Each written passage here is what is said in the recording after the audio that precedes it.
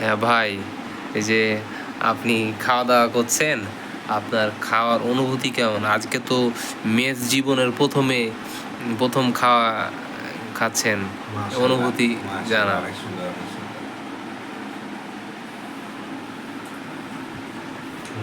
মুরগির মাংস আর ভাজি ছিল, ভাজি খাই নিছি।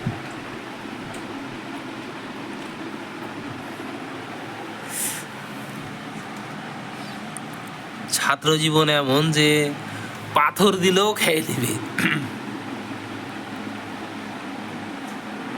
এই যে পানি 450 টাকার বোতলের পানি, ভাত, মাংস 1 পিস, ডাল আছে, ডাল নিয়ে আসছি। ডাল আছে, এটা